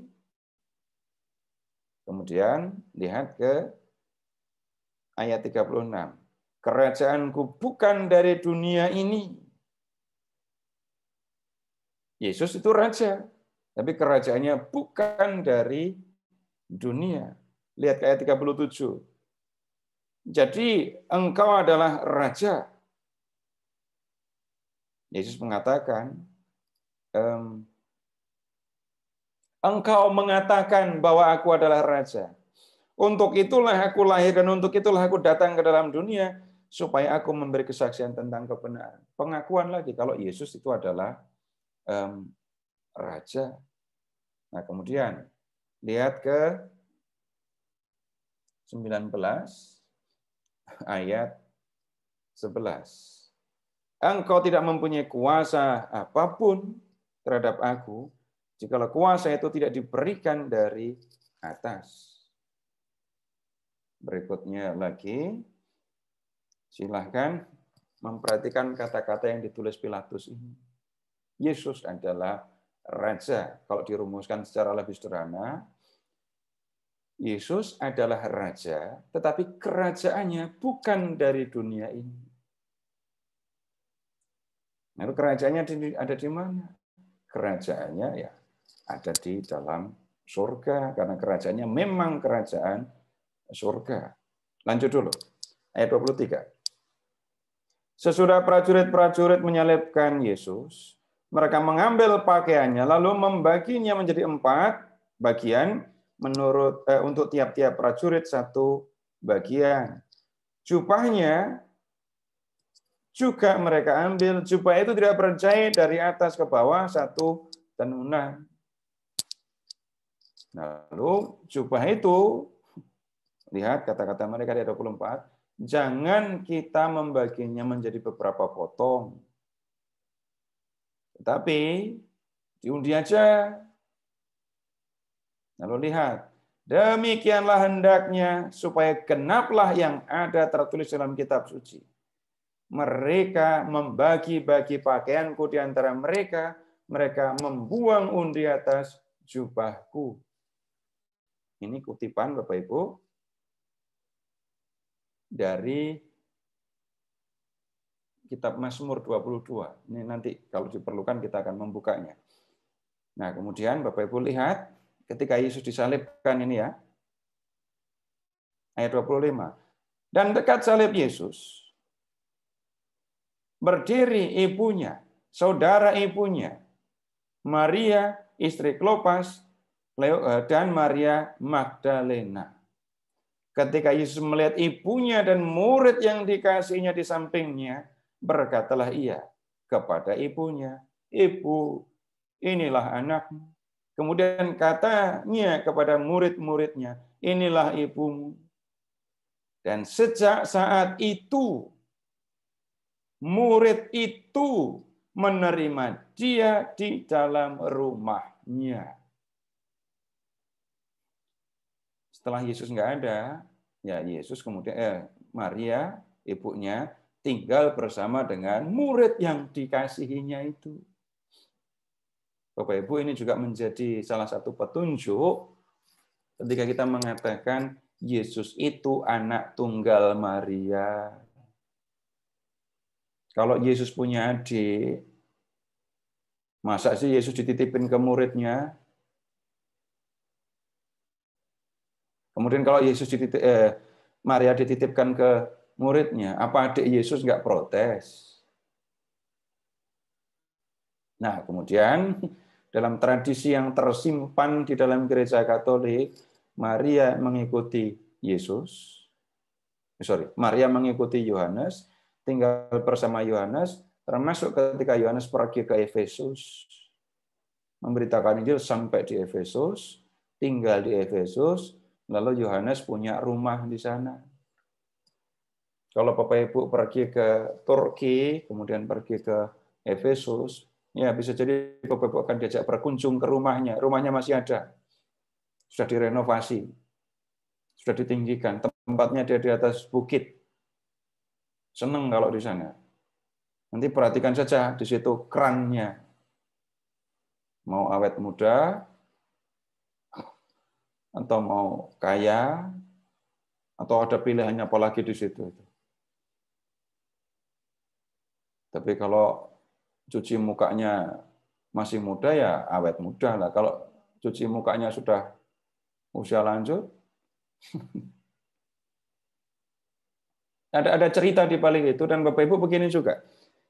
Di kota Efesus itu ada satu gereja yang di zaman lampau besarnya itu sebesar Hagia Sophia, sebesar Hagia Sophia. Tapi gereja ini tinggal puing-puingnya. Kalau Hagia Sophia kan masih berdiri kokoh. Nah, gereja yang ini tinggal puing-puing karena gempa. Dan diyakini Yohanes dikuburkan di situ. Jadi di tempat ini Yohanes berkarya, di tempat ini Yohanes meninggal, dan Ibu Yesus itu ikut Yohanes sampai di situ.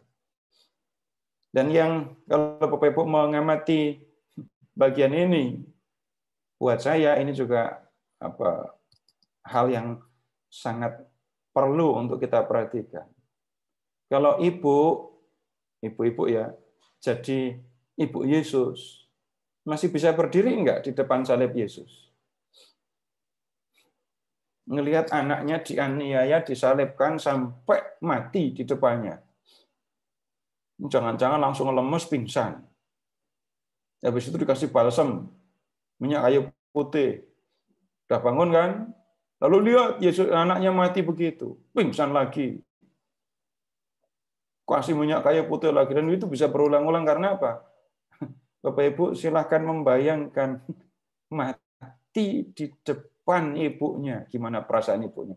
Bukan sekedar mati, ini matinya dianiaya dan digantung seperti seorang yang jahat, diandaikan lebih jahat, lebih membahayakan daripada seorang penyamun. Kalau Bapak Ibu membayangkan Bunda Maria, bisa jadi selama ini bayangannya Bunda Maria itu lemah, lembut gitu ya. Tapi Bapak Ibu bisa melihat di sini. Ini orang yang lemah lembut atau orang yang kuat?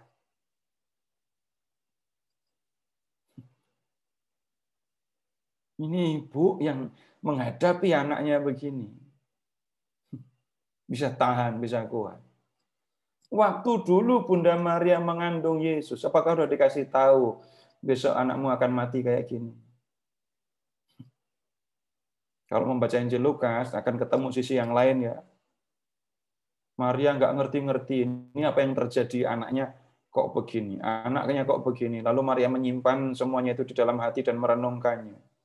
Karena nggak ngerti. Dan hal yang bisa dikatakan berat, paling berat mungkin ya untuk seorang ibu ya.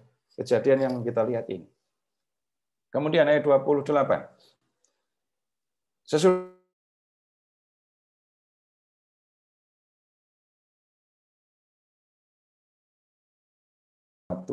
telah selesai. Berkatalah ia, supaya genaplah yang ada tertulis dalam kitab suci. Aku haus. Ini juga kutipan dari Mazmur 22 tentang orang yang menderita juga sebenarnya. Di situ ada suatu bekas penuh anggur asam. Maka mereka mencucukkan bunga karang. Dan setelah dicelupkan dalam anggur asam, pada sebatang hisop, lalu mengunjukkannya ke mulut Yesus. Sesudah Yesus meminum anggur asam itu, berkatalah ia, sudah selesai. Lalu ia menundukkan kepalanya dan menyerahkan nyawanya. Nah sekarang begini, anggur asam. Ini minuman yang nggak enak, tetapi punya efek memabukkan ya. Orang yang dijatuhi hukuman salib, entah dipaku, entah diikat, apalagi kalau dipaku ya, untuk mengurangi rasa sakit, nah itu disuruh minum anggur asam itu untuk mengurangi rasa sakitnya.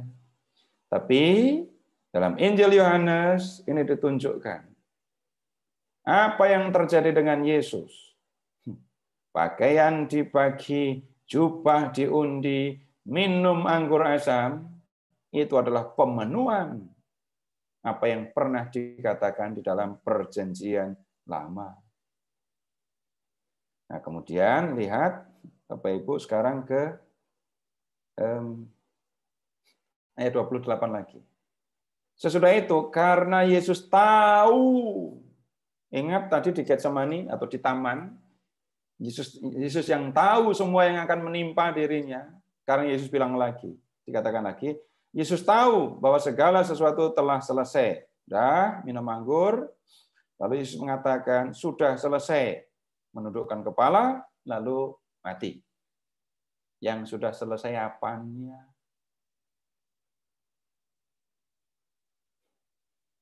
Nah, Bapak Ibu silahkan mengingat lagi saja.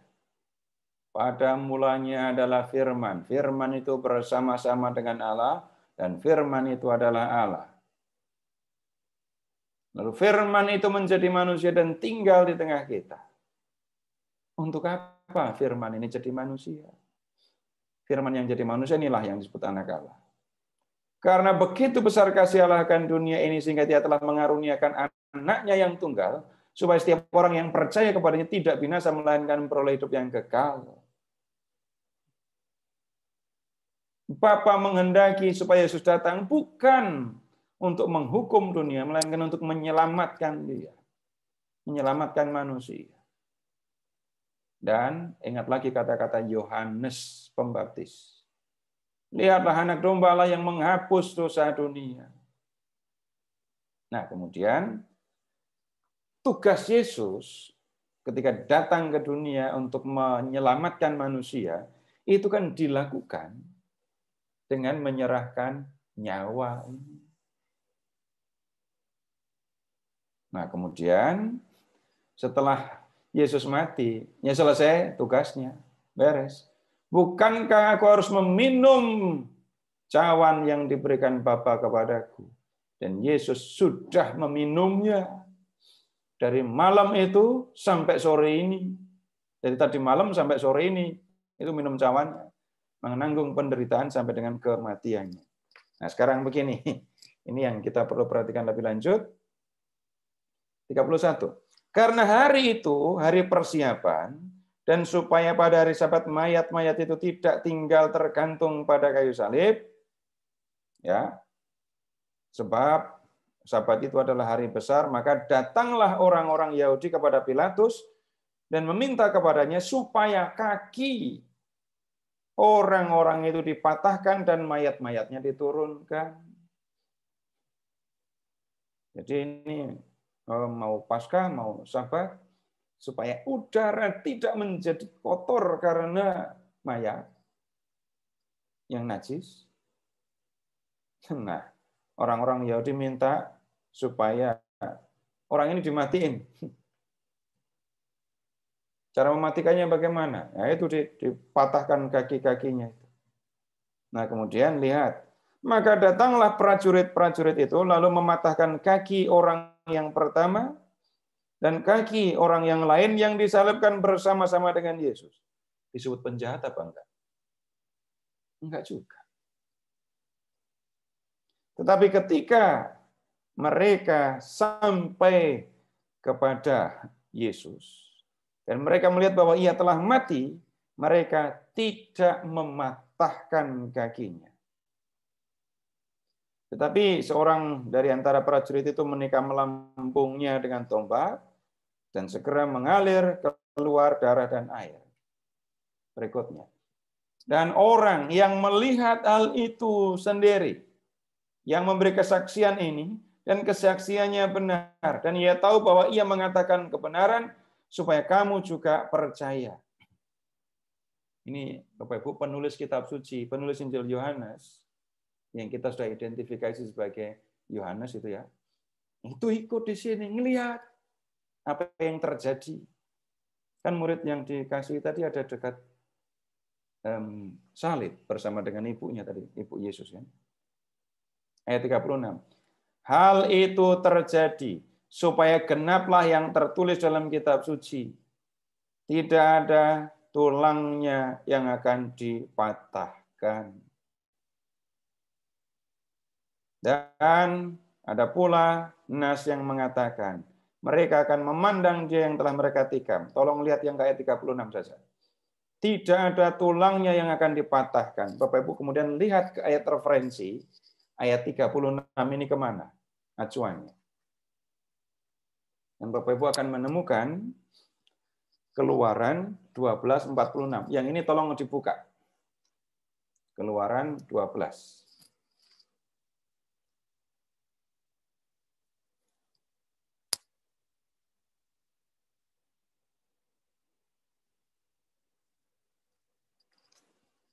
Silahkan ke ayat 1 dulu ya.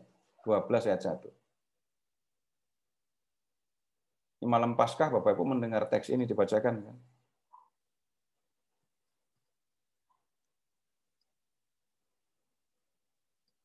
Berfirmanlah Tuhan kepada Musa dan Harun, ayat 2, bulan ini akan menjadi permulaan segala bulan bagimu. Itu akan menjadi bulan pertama bagimu tiap-tiap tahun. Ayat 3, katakanlah kepada segenap jemaah Israel, pada tanggal 10 bulan ini, diambillah oleh masing-masing seekor anak domba menurut kaum keluarga, seekor anak domba untuk tiap-tiap rumah tangga. Tetapi jika rumah tangga itu terlalu kecil, jumlahnya untuk mengambil seekor anak domba, maka ia bersama-sama dengan tetangganya yang terdekat ke rumahnya haruslah mengambil seekor menurut jumlah jiwa. Tentang anak domba itu, kamu buatlah perkiraan menurut keperluan tiap-tiap orang. Anak dombamu itu harus jantan, tidak bercela, berumur 1 tahun. Boleh domba, boleh kambing. Kemudian Bapak Ibu lihat ke ayat 6. Kamu harus mengurungnya sampai hari yang ke-14 bulan ini. Lalu seluruh jemaah Israel yang berkumpul harus menyembelihnya pada waktu senja. waktu senja. Nah, kemudian dari darahnya harus diambil sedikit dan dibubuhkan pada kedua tiang pintu dan ke ambang atas pada rumah-rumah di mana orang memakannya. Berikutnya, ayat 12. Sebab pada malam ini aku akan menjalani tanah Mesir. Dan semua anak sulung, dari anak manusia sampai anak binatang akan kubunuh.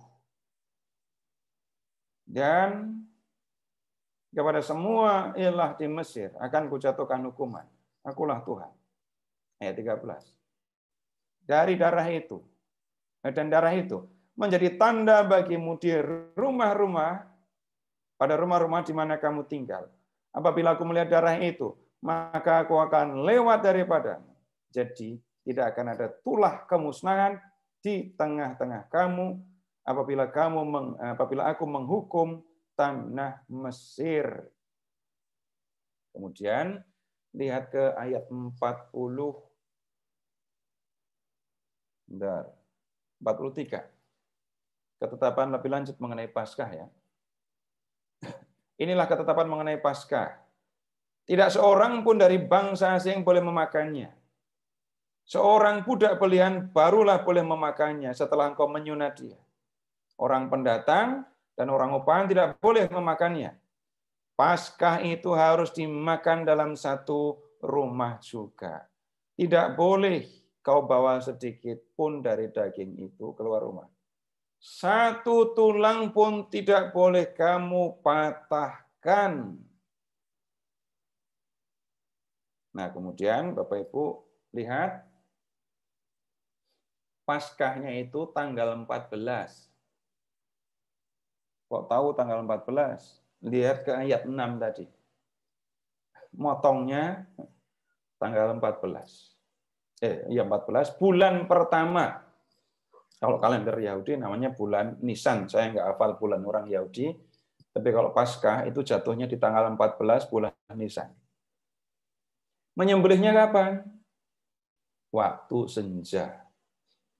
Satu keterangan tentang anak domba itu adalah satu tulang domba pun tidak boleh dipatahkan. Ya. Kemudian Bapak Ibu perhatikan fungsi dari anak domba ini. Domba dipotong, darah dioleskan di tiang pintu, dagingnya dimakan, lalu lihat. Kalau Tuhan lewat untuk menghukum orang Mesir, adanya darah di pintu menandakan di dalam ada orang yang merayakan ada yang makan daging Paskah itu ya. Dan semua yang ada di dalam rumah bebas dari kematian. Bapak Ibu sekarang tolong ingat lagi. Malamnya Yesus makan bareng dengan murid-muridnya. Tapi itu bukan malam Pak, bukan Paskah ya. Malam sebelum Paskah. Jadi Yesus wafat senja hari bersamaan dengan disembelihnya anak domba Paskah. Dan Yesus berlaku seperti domba Paskah ketika kita melihat tulang-tulang Yesus tidak ada yang patah, padahal dua orang yang disalibkan bersama dengan dia kakinya dipatahkan. Jadi Bapak Ibu diajak untuk melihat Yesus itulah sesungguhnya anak domba Paskah. Anak domba Paskah yang menyelamatkan orang, manusia dari kematian yang kekal dan bahkan memberikan kehidupan. Seperti dulu anak domba Paskah menyelamatkan orang-orang Yahudi di Mesir dari kematian. Nah, kalau dikatakan ya ini Yesus kok beda dengan yang di Injil lain, matinya aja kok malah pas Paskah. Karena Injil Yohanes mau menunjukkan ya Yesus itu anak domba Paskah yang membebaskan manusia bukan dari perbudakan di Mesir, tapi membebaskan manusia dari kekuasaan dosa untuk membebaskannya dari ancaman kematian kekal, sebaliknya untuk memberikan kehidupan yang kekal. Nah, kemudian yang kita lihat di dalam Injil Yohanes, Tuhan Yesus itu sama sekali tidak menunjukkan pribadi yang lemah. Yesus tahu apa yang akan menimpa dirinya. Yesus bahkan tahu kalau semuanya sudah selesai. Ketika mau ditangkap, sebenarnya Yesus tidak bisa ditangkap. Yang ada Yesus menyerahkan diri. Yesus memberikan perintah kepada orang-orang yang mau menangkap. Kalau kamu mau menangkap aku, biarkan murid-muridku pergi. Di depan pengadilan Yahudi, di depan imam besar, Yesus juga tidak menunduk. Yesus tidak menunjukkan kelemahan. Tapi benar-benar dia menjadi pribadi yang kuat, punya kuasa. Sampai orang jengkel lalu menampar dia. Kemudian silahkan lihat ke tempat Pilatus. Pilatus melihat, mengadili Yesus. Tapi sesungguhnya, kalau Yesus mengatakan, kamu enggak punya kuasa apa-apa atas diriku. Yesus menunjukkan Pilatus bukan siapa-siapa. Pilatus merasa bisa punya kuasa atas Yesus, tapi Yesus mengatakan, kamu enggak punya kuasa apa-apa atas diriku. Kemudian ketika memikul salib, kita tidak melihat juga Yesus yang lemah, yang jatuh, yang harus ditolong. Ketika disalibkan, ingat tadi ya, Yesus disalibkan bersama dengan 2 orang. Tidak ada penjahatnya, 2 orang begitu saja. Nah, kemudian kalau kita melihat Yesus yang seperti ini di Injil Yohanes, Bapak Ibu, kita perlu mengingat kembali. Yesus datang ke dunia itu kan untuk membawa keselamatan untuk orang yang percaya kepadanya. Keselamatan sebenarnya disampaikan kepada semua manusia. Untuk menerima keselamatan itu orang perlu percaya, begitu kan ya? Nah, kemudian ini kematian Yesus bukan kematian orang yang lemah, tapi kematian orang yang berkuasa. Kalau Yesus mati, bukan karena Yesus lemah, tapi karena Yesus mau memberikan dirinya. Kematian Yesus kalau begitu, ingat, bukan kematian yang menyedihkan. Jadi kematian yang membawa penyelamatan. Kalau Bapak Ibu mendengar nyanyian pujian Paskah yang dinyanyikan di malam Paskah, Bapak Ibu akan melihat kematian Yesus itu terjadi karena Bapa mengasihi manusia. Yang untuk menyelamatkan hamba, Bapa sudah menyerahkan putranya. Nah, kematian Yesus yang seperti inilah, Bapak Ibu, yang kita kenangkan terus-menerus selama mengikuti perayaan Jumat Agung. Nah, kemudian balik lagi ya, kalau kita melihat kematian yang seperti ini, maka yang kemudian kita perlu perhatikan, bukan tepuk tangan waktu Yesus mati, bukan. Tapi dengan memandang, memperhatikan salib Yesus, kita ingat besarnya kasih yang dicurahkan Allah kepada kita. Nah, kemudian ini kita membaca Injil Yohanes ya. Jadi kalau sudah praktik di dalam gereja Katolik, Bapak Ibu akan menemukan tidak hanya Yohanes yang dibaca. Injil-injil lain diperhatikan, Injil lain dibaca. Minggu Palma tidak dibacakan Injil Yohanes, tapi dari Injil yang lain. Nah terus, kenapa kok harus jalan salib? Waktu jalan salib, bacanya Injil apa? Yang dikenangkan itu apa? Kalau dari sisi, kita membacanya dari sisi historis gitu ya. Kelihatannya kok bertentangan. Yohanes kayak nggak sepakat dengan Injil yang lain. Beneran Yesus Yohanes tidak sepakat dengan yang lain. Keempat, apakah begitu? Tunggu dulu. Tidak selalu kita mengatakan yang seperti itu. Kalau historis, membacanya dari sisi historis, mungkin kita akan menemukan yang begitu. Tapi kalau kita melihat sisi yang berbeda, sisi teologis gitu ya, lihat, kalau Bapak Ibu jalan salib itu ngapain sih? Kalau kita mengikuti ibadah jalan salib, apa yang sesungguhnya kita kerjakan? Melihat Yesus yang dipukuli, lalu ikut sedih, atau apa yang sebenarnya kita lakukan? Kalau melihat Yesus yang mengalami penderitaan seperti itu, lalu kita terharu, lalu nangis, lalu jangan-jangan Tuhan Yesus akan menoleh kepada kita dan berkata, ngapain kamu nangisin aku? Tangisi dirimu sendiri, tangisi anak-anakmu. Kenapa? Nah, aku mengalami hal yang menyedihkan, menyakitkan seperti ini. Itu kan semata-mata supaya kamu bisa selamat. Jadi kalau kamu hanya melihat aku menderita, dan karena itu kamu menangisinya saja, itu tidak ada gunanya, ini tidak sesuai dengan yang aku kehendaki. Tapi ingat ya, tiap malam Paskah kamu janji apa? Kamu bilang kepadaku, waktu Romo bicara itu ya, sanggupkah saudara menolak setan dengan segala godaannya? Kamu bilang apa? Ya, saya sanggup. Nah, kalau memang kita percaya bahwa Yesus mati untuk menyelamatkan saya dari dosa, maka mengenangkan sengsara, mengenangkan kematian Yesus itu menjadi penting. Yang menderita beneran, sakit beneran.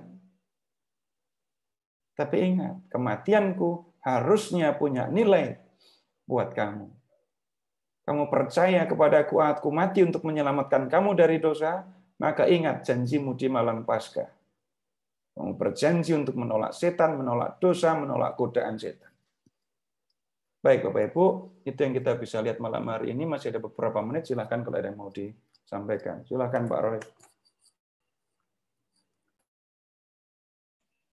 Ada satu Pak Seto di chat, saya bacakan ya Pak.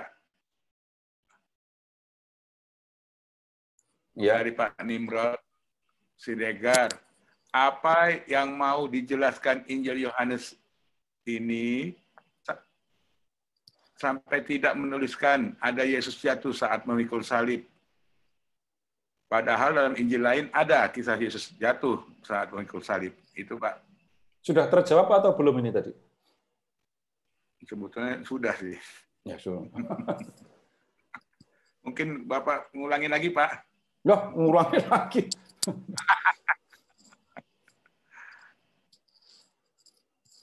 Kalau begitu satu lagi Pak, kalau orang dihukum salib, tentunya dia dianggap melakukan nggak ada Pak, cuman itu Pak. Sudah nggak ada. Ayo teman-teman, ada yang mau bertanya? Boleh nanya lagi. Ya. Iya, tadi di ayat berapa tadi 33.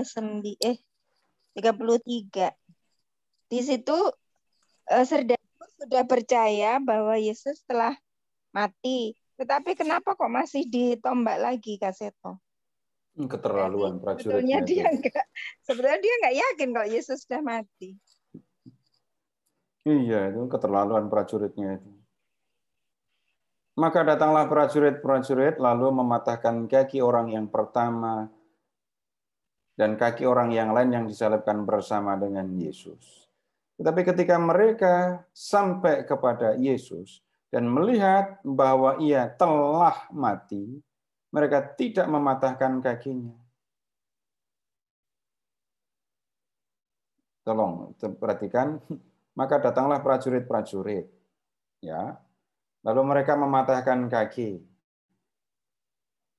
Ya, tetapi ketika mereka sampai kepada Yesus dan melihat bahwa ia telah mati, mereka tidak mematahkan kakinya, tetapi seorang dari antara prajurit itu menikam lambungnya dengan tombak.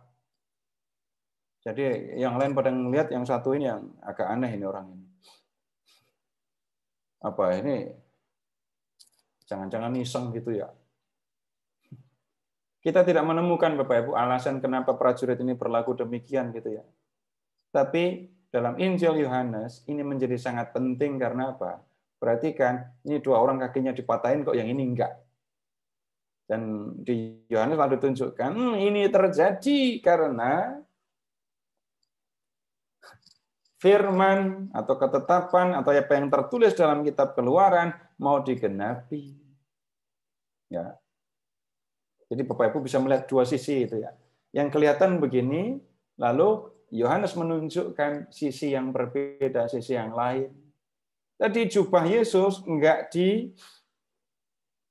diundi, tidak disobek-sobek, tidak dibagi, tapi diundi. Nah, ini mau jubah, mau baju, mau barang-barang yang dimiliki oleh orang yang disalibkan, ini bonus untuk eksekutor sebenarnya. Itu hal yang biasa dilakukan. Orang-orang yang mengeksekusi orang yang disalibkan ini dapat ya itu mengambil barang-barang itu sebagai bonus gitu ya. Tapi di Injil Yohanes, ini penggenapan firman. Nah, Bapak Ibu, hal yang sama sebenarnya kita lakukan, kita menemukan hal yang tampak biasa kita lakukan, tapi bisa terjadi kita menemukan di dalamnya apa yang sebenarnya dikehendaki oleh Allah. Ya, begitu Bu. Cuma mau ngomong saya nggak tahu, tapi harus ngomong banyak. Malam Pak Roy.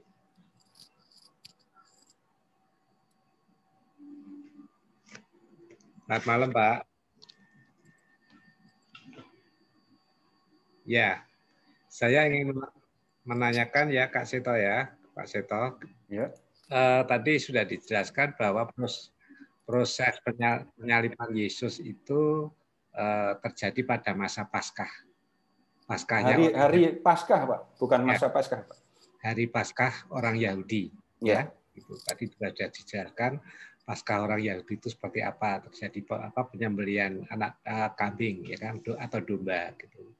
Sementara kita ini sekarang Paskah itu kan memperingati wafatnya Yesus, gitu. Tunggu, wafatnya atau lanjut dulu. Ya.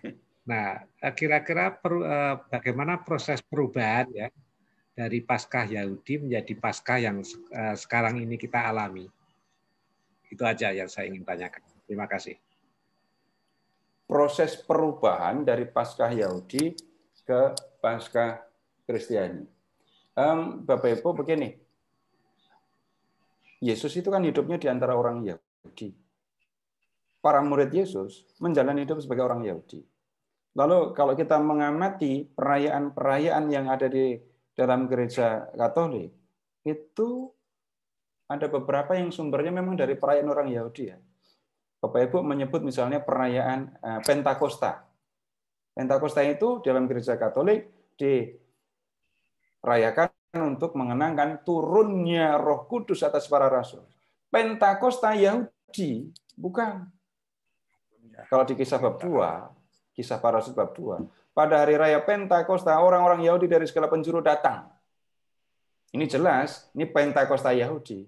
Pentakosta Yahudi dirayakan untuk mengenangkan pemberian Taurat kepada orang Yahudi di Sinai. Nah, kemudian ada Paskah. Paskah berapa Ibu? Perhatikan Pentakosta. Perayaan 7 minggu itu. 7 minggu dihitung dari mana? Dihitung dari Paskah. Nah, orang Yahudi merayakan Paskah untuk merayakan pembebasan dari Mesir. Kemudian 50 hari kemudian Pentakosta turunnya pemberian Taurat.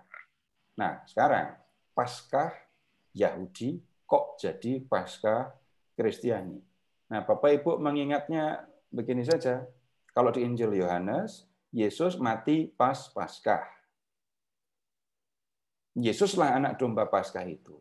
Nah, kalau ini tidak bisa dijawab hanya dari Injil Yohanes kalau ini pertanyaannya. Kalau Bapak Ibu mengamati 3 Injil yang lain, pada malam Paskah, pada malam Paskahnya ya, bukan malam menjelang Paskah, pada malam Paskah, Yesus merayakan Paskah dengan para muridnya. Sekali lagi, tidak bisa hanya dari Injil Yohanes ini. Di malam Paskah itu, Yesus makan anak domba bakar, kalau mengikuti ketentuan yang ada di Keluaran 12, kemudian roti tidak beragi, kemudian sayur pahit. Yesus merayakan Paskah dengan murid-muridnya. Nah, setelah atau dalam konteks perayaan Paskah ini, sesudah makan Paskah, Yesus mengambil roti. Rotinya roti apa? Rotinya adalah roti tidak beragi yang dimakan untuk jamuan Paskah yang belum dimakan. Lalu Yesus mengambil roti, mengucap syukur, lalu mengatakan, ini tubuhku. Nah, itu yang diambil roti. Kemudian mengambil anggur. Anggur apa ini? Anggur yang diminum dalam perayaan Paskah ini. Nah, kemudian Bapak Ibu, ada yang bergeser sekarang. Perayaan Paskah yang dilakukan dengan makan daging domba, berikutnya dengan roti tidak beragi, sayuran yang pahit. Kemudian Yesus dalam tanda kutip memanfaatkan itu untuk mengingat, untuk mengenangkan kematiannya yang menyelamatkan. Lakukanlah ini sebagai peringatan akan aku. Nah, kemudian berikutnya lagi, kalau sudah tahu Yesus itu mati untuk menyelamatkan manusia, itu kan mirip. Orang Yahudi diselamatkan dari perbudakan di Mesir, manusia diselamatkan dari perbudakan dosa. Nah, begitu dulu Pak penjelasannya. Bisa nyambung sedikit lagi, Pak Seto? Ya, silahkan. Pertanyaan saya, apakah sekarang ini orang Yahudi itu masih ada yang merayakan Paskah dengan cara Yahudi, atau memang mereka sekarang merayakan Paskah sebagai wafat Isa Al-Masih? Orang Yahudi tidak percaya kepada Yesus. Kalau sudah orang Yahudi percaya, orang Yahudi yang percaya kepada Yesus menjadi orang Kristen. Petrus, para rasul yang lain itu orang Yahudi, tapi mereka menjadi pengikut Yesus. Nah, kalau bicara orang Yahudi yang sekarang, orang Yahudi dalam pengertian agama ya, bukan etnis. Mereka masih merayakan Paskah, masih. Kita, Bapak Ibu, lihat ya, tiap tahun tanggal Paskah itu kan beda-beda kan ya. Natal 25 Desember, kalau Paskah enggak bisa Bapak Ibu sebut tanggalnya. Tiap kali akan berbeda. Kenapa? Karena kita mengikuti kalender orang Yahudi. Paskah itu 14 bulan Nisan. Itu berarti orang Yahudi yang masih merayakan Paskah. Menunya ya seperti itu. Bentuknya memang sudah berbeda, dalam arti tidak seperti waktu mereka tinggal di gurun ya. Ini makannya sudah pakai piring. Ya, begitu Pak. Baik Pak, terima kasih. Ya, sama-sama Pak. Baik Bapak Ibu, ini sudah overtime, nggak ada lemburan ini, 9:05, udah bahaya ini. Kita tutup. Terima kasih Pak Seto atas pencerahannya, luar biasa. Saya yang tua makin memahami Pak, terus terang. Karena jarang baca kitab suci ya Pak. Baik Bapak Ibu, kita tutup dengan doa. Mari kita siapkan hati kita. Dalam nama Bapa dan Putra dan Roh Kudus. Amin. Allah Bapa yang Maha Kasih, puji syukur dan terima kasih Bapa untuk malam ini. Kami bisa mendengarkan bimbingan dari Pak Seto, Bapak. Betapa luar biasa karya keselamatan yang Engkau curahkan bagi kami melalui Putramu Tuhan kami, Yesus Kristus. Bagaimana Putramu menyerahkan diri untuk kami semua. Tapi kami seringkali gagal, Bapak. Hanya terjebak dengan kisah sengsara, tapi tidak mengubah kehidupan kami sama sekali. Semoga Bapak menjelang Paskah ini, pada masa Prapaskah ini, kami bisa diubah agar mampu menyelaraskan hidup kami dengan apa yang disabdakan Putra-Mu dengan kenyataan hidup kami sehari-hari.